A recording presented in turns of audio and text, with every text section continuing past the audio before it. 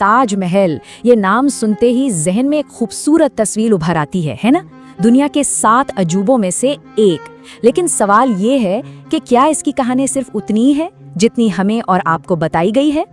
पिछले कुछ सालों से ना ताजमहल को लेकर कई तरह की बातें, कई तरह के दावे सामने आ रहे हैं। और इनमें से एक सबसे बड़ा दावा ये है कि ताजमहल असल में एक बहुत पुराना शिव मंदिर है। यही नहीं, ये भी कहा जाता है कि इसके वो जो 22 दरवाजे हमेशा बंद रहते हैं, उनके पीछे एक ऐसा गहरा राज छुपा है जो अगर खुल गया तो शायद पूरा इतिहास ही पलट कर रख देगा।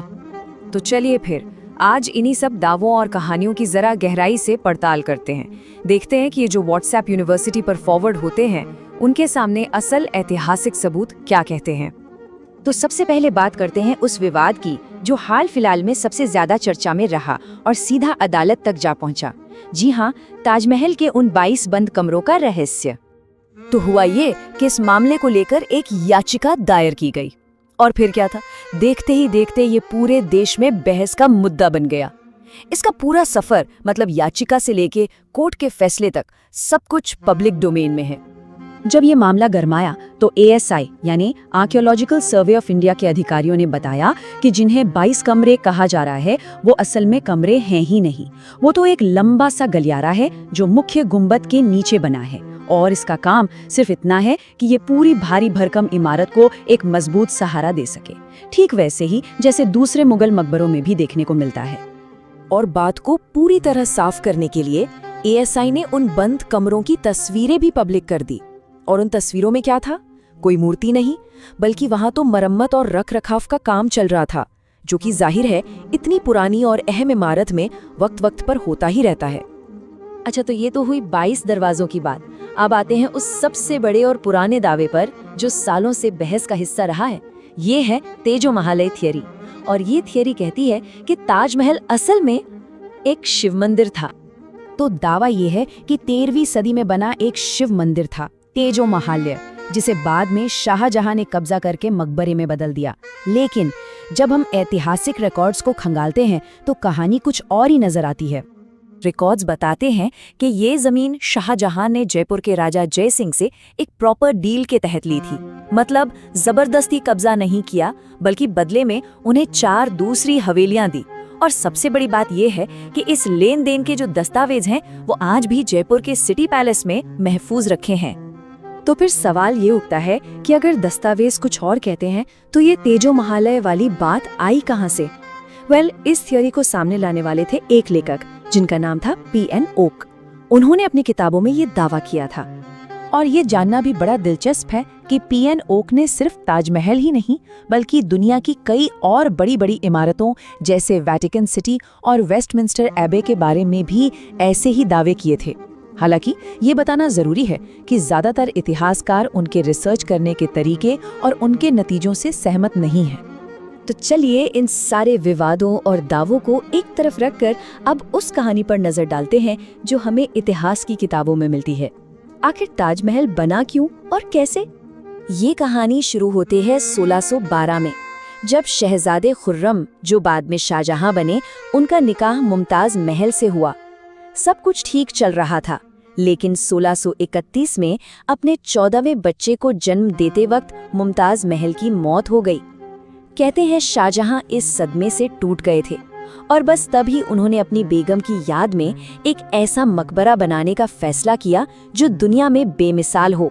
और फिर 1633 में जमीन ली गई और 22 साल की कड़ी मेहनत के बाद 1653 में ताजमहल बनकर तैयार हुआ। और ये कोई छोटा मोटा काम नहीं था। इसका स्केल जरा सोचकर देखिए। करीब 22,000 मजदूर और कारीगर 22 सालों तक लगातार काम करते रहे। सामान को एक जगह से दूसरी जगह ले जाने के लिए 1000 से ज्यादा हाथियों का इस्तेमाल किया गया। मतलब एक जबरदस्त प्रोजेक्ट था ये। और सिर्फ मेहनत ही नहीं, इसमें जो सामान इस्तेमाल हुआ वो भी दुनिया के कोने कोने से आया था। राजस्थान से तो सफेद संगमरमर आया ही, लेकिन पंजाब से जैस्पर, चीन से जेड, तिब्बत से फिरोजा, श्रीलंका से नीलम, मतलब पूरे एशिया से बेहतरीन और कीमती पत्थर मंगवाए गए थे। मकसद साफ था, एक ऐसी चीज बनाना जिसे बस दुनिया देखती रह जाए। चलिए अब ताजमहल से जुड़ी एक और कहानी की बात करते हैं जो बहुत मशहूर है और थोड़ी खौफनाक भी, और फिर देखेंगे कि इसकी असली विरासत क्या है। ये कहानी हम सब ने कहीं ना कहीं सुनी ही होगी कि ताजमहल बनने के बाद शाहजहां ने उन 20,000 कारीगरों के हाथ कटवा दिए थे। क्यों? ताकि ऐसी खूबसूरत इमारत दुनिया में कोई और दोबारा ना बना सके। लेकिन ये कहानी सुनने में जितनी डरावनी लगती है ना, इसके सच होने के सबूत उतने ही कमजोर हैं। इतिहासकारों को उस दौर के किसी भी दस्तावेज में इसका जिक्र नहीं मिलता। किसी विदेशी यात्री ने भी ऐसा कुछ नहीं लिखा। और तो और कोई पुरातात्विक सबूत जैसे कोई सामूहिक कब्र वगैरह भी आज तक नहीं मिली है। बल्कि इसके उलट ये सबूत जरूर हैं कि ताजमहल बनाने वाले कई कारीगरों ने बाद में दिल्ली के लाल किले के निर्माण में भी काम किया। तो फिर ताजमहल की विरासत है क्या? देखिए, इसको देखने के भी दो नजरिए हैं। एक तरफ शकील बदायूनी जैसे शायर हैं जो लिखते हैं, एक शहंशाह ने बनवा के हसी ताजमहल सारी दुनिया को मोहब्बत की निशानी दी है। तो दूसरी तरफ साहिर लुधियानवी जैसे शायर भी हैं जो इसे एक बादशाह की ताकत और दौलत का दिखावा मानते हैं। वो लिखते हैं, एक शहंशाह ने दौलत का सहारा लेकर हम गरीबों की मोहब्बत का उड़ाया है मजाक। मतलब एक ही इमारत और नजरिए कितने अलग। लेकिन इन सभी कहानियों, विवादों और अलग अलग नजरियों के बीच एक सच है जो नहीं बदलता, और वो ये कि ताजमहल आज भी दुनिया के 7 अजूबों में से एक है। ये सिर्फ एक इमारत नहीं बल्कि भारत की पहचान का एक बहुत बड़ा हिस्सा है। तो आखिर में ये सवाल हम सबके लिए है। आज के इस दौर में जहां हर तरह की जानकारी बस एक क्लिक दूर है, हम अपनी विरासत को, अपने इतिहास को कैसे देखना और समझना चाहते हैं? क्या हम सुनी सुनाई कहानियों पर भरोसा करें या फिर दस्तावेजों और सबूतों की तह तक जाएं? क्योंकि हम जो भी रास्ता चुनेंगे वही हमारी इस साझा विरासत का भविष्य तय करेगा।